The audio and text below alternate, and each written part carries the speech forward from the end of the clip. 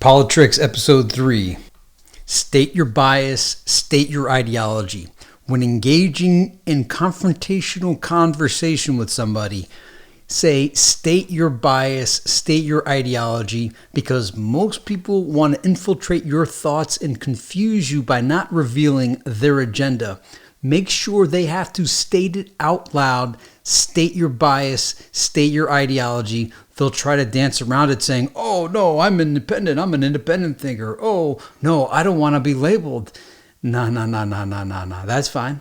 Invent your own label. State your bias and your ideology. Where are you coming from? What is your angle? Make them say it.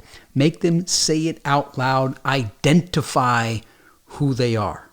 They don't want to do that. Anybody that doesn't want to state their ideology and state their bias is hiding something because they know what they're trying to push upon you is unpopular and would never be accepted on its merit. So make sure they say it. And keep in mind, they're the same ones that wanted to force you into stating your privilege and acknowledging your privilege. And it's like, okay, fine. Yeah. How about you state your bias and state your ideology? Say it out loud. Let us know what you think, who you are, what your agenda is, and what your end game is. I will reverse every little trick that they did to us onto them and train you all how to do it back. Well, why such wrath? Because they were the ones that dared to tell me that I was not the one that was enlightened. Oh, because they have the gnosis and I don't know their little trick that they're running.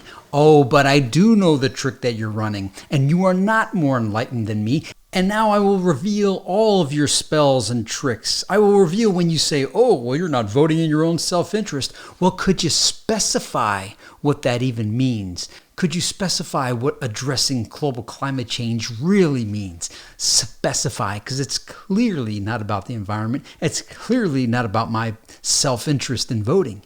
Specify, state your bias. Spell it out so all of us understand exactly what you mean. The other day I was walking and a large moth flew by and disrupted the sound on my iPhone.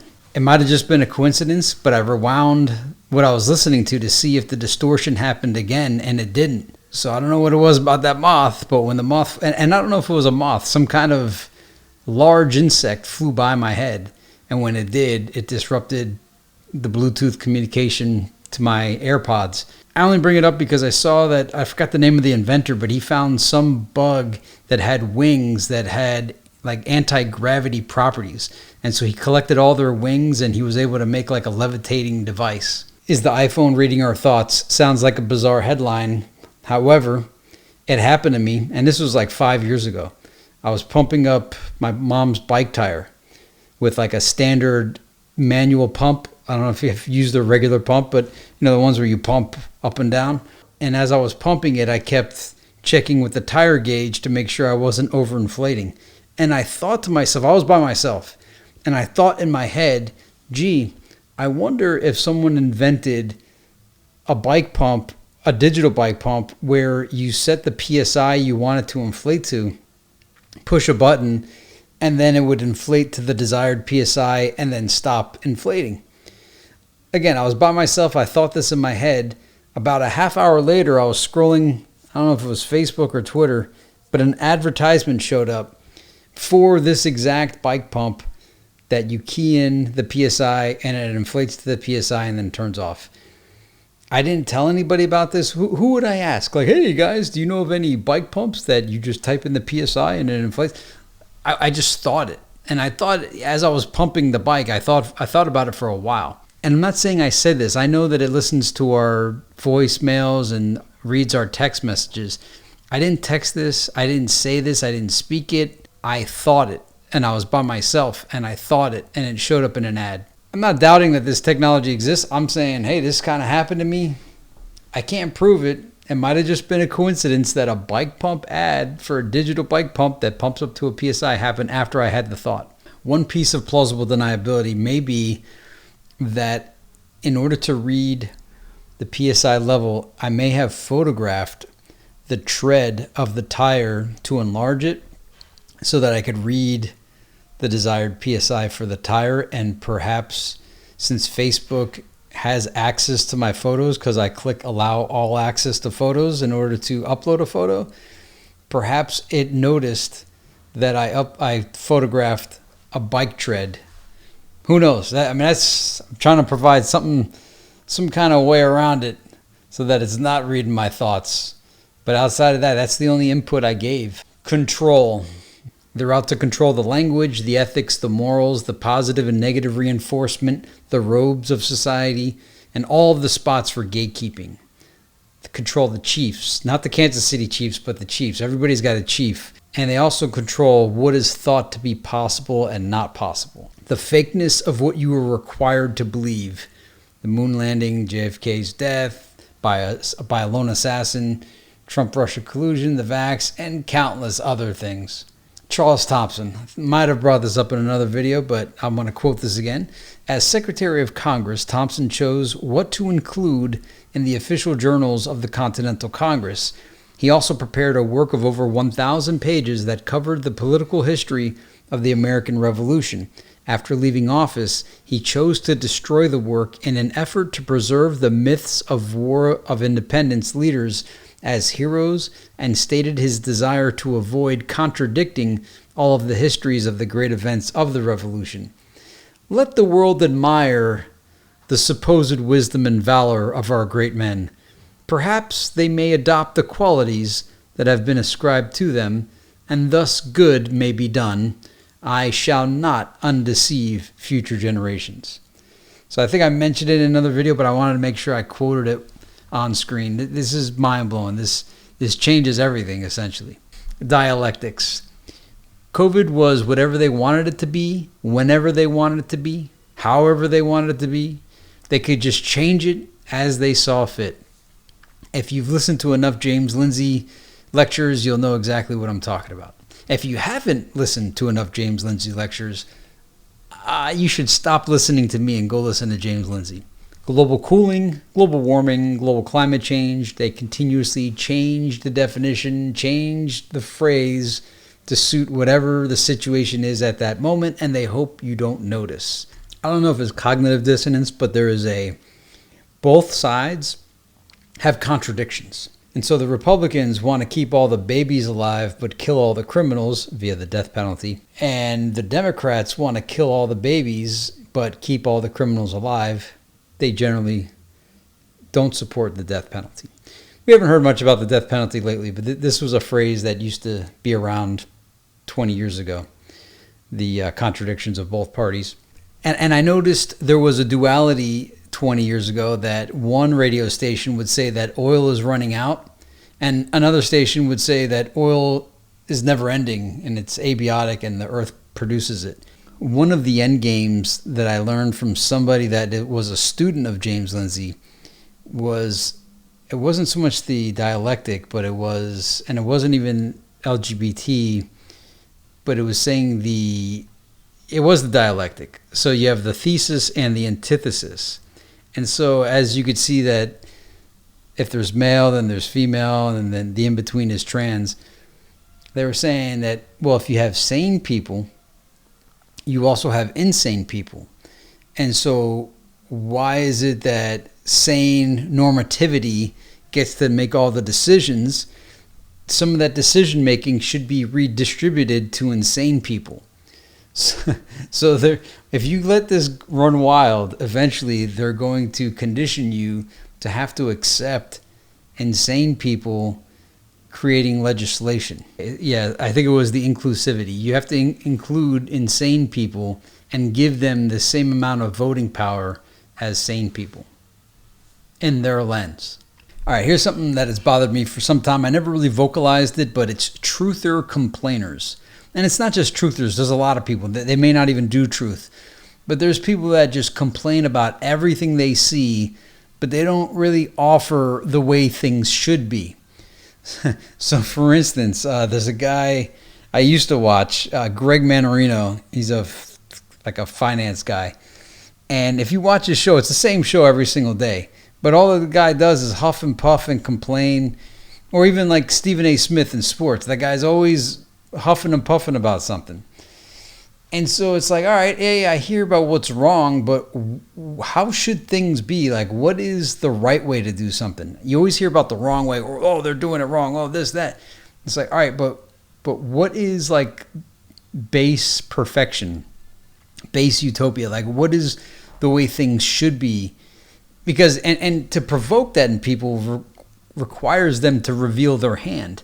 And my thing, even if this is infringing on you, I am out to reveal everybody's hand. Because as you know, I show my hand all the time. And I kind of came about this because, as you know, I talk about choosing my life in another dimension. And a gazillion people want to tell me how wrong I am and how that didn't happen and how I'm making it up, I'm putting people on, I'm grifting, all this stuff. And it's like, all right, well, okay, what is your version of reality? Where did you come from? What's your earliest memory? And nobody ever offers anything. They just complain or criticize or skeptic on you, but then they don't tell you what their actual version of reality is. They're just positive that you're wrong, but they don't offer the alternative. And then there's some people that are just experts at whining and complaining and pointing out flaws and what's wrong, but they don't define what is right and why. So that's what I want to know. And even if you see various religions complaining about the way things are happening, it's like, okay, so what is the right way things should be? And so just adopt this into your own life. If you have someone complaining or criticizing, ask them, hey, could you specify what is the right way and why? Because honestly, there's so many people using vagueness or hiding behind things or just pointing fingers, but they themselves are not identifying their ideology, which goes back to the first thing I said was state your bias. State your bias. Shifting the meter. So you might have heard about moving to the rental subscription model. And this has been going on ever since like Enron wanted to do that. And I think they're moving to the rental model and the subscription model because eventually free energy will be made known. Like you can't keep that under wraps forever. Eventually people are going to, someone's going to leak it or someone will figure it out on their own. And the grunch still needs to extract from you. And thus they will continue to meter you through rentals and subscriptions and consumption. Presently, the grunch meters you every time you drive your car. And actually, the grunch meters you 24/7, your house. All the electricity in your house is always being consumed. And that's getting metered. If free energy should ever come out, the grunch would kind of lose out on that nonstop continual metering. So they're shifting the metering from energy over to a subscription of everything that was once free. There's like a channel called Truth Stream Media. You probably watch it. If you see me, then you definitely probably watch them. I like their channel. However, just like I was talking about earlier, they complain about a lot of stuff. They're valid. Their complaints are valid. Like I actually like their complaints, but with them, I almost wonder if, what's it called? The Stockholm Syndrome, where you begin to love your oppressor or you love your captor. And it's not just them. Truthers in general get so used to, seeing the New World Order coming and seeing the sights, the signs of it everywhere. Or you listen to Alex Jones every day. And over time, it's almost like you condition yourself to expect it to happen. And so as I'm telling you about this shifting the meter, I'm not telling you this to condition you. And I almost wonder if conspiracy theorists are used by the New World Order to condition people to accept the impending doom. So as I tell you about this shifting the meter and the subscription model, I'm not telling you that to get you to be conditioned to accept it. I'm saying it because this is artificial scarcity gone wild. And I want you to speak against artificial scarcity and point out everything that we're getting charged for that was once free. Secrets must be disclosed. How are you all okay with secrets? So many people want to talk secrets, tell secrets, put their hand over their mouth and whisper and all these secrets. And everybody loves having all these secrets. But this is what secrets lead to: corruption. Secrets lead to people not getting a complete version of reality. Are you okay with that? Don't you want a complete disclosed version of reality? I'm against secrets. JFK said we're against secrets. I don't know why people are okay with secrets. There's a certain amount of secrecy that's good. But when you're running marketing and advertising campaigns based on a lie, based on a narrative, and you have to manufacture and maintain that narrative at all costs, that's not a good for society, to get people to believe in a fake reality and engineer the entire environment so that the only plausible conclusion that a person could come to is the one that you're engineering in. That is completely wrong. I don't care if it's not just business. It's psychological engineering, and it's not good. People that never put anything online. You may even be one of these people that you've never put anything online. You might listen to my videos, but you yourself have never made a video. You've never put your picture online. Although if you're online, you have an account, so this doesn't pertain to you. But you know people in your life that have never had any social media accounts. They made sure nothing of them ever winds up on the internet, winds up in public. They don't get photographed. When they were kids, they made sure not to get into the yearbook. So what is it that they know that we don't know? And how did they know? I've got friends that from the beginning of the World Wide Web, they were like, bro, don't put me on the internet. John, don't go on the internet. John, don't put yourself on the internet. Don't put your picture on the internet. All these things. And I mean, they weren't wrong, but how did they know? Because as we look now, they were right. Nobody should have put anything on the internet. Now, I knew from the start, because they were telling me from the start to not do it, and I thought, there's no way I'm going to let this opportunity pass by where I don't get to say my piece and hopefully influence people into my way of thinking when I have the chance. This is what I was here to do. So it's a little different. Anyway, this guy, Nicholas Bonneville, you might look him up. He's kind of tied in ways to Thomas Paine. I'm not sure how I feel about Thomas Paine. I'm not going to say Nicholas Bonneville's background. Just look it up on Wikipedia.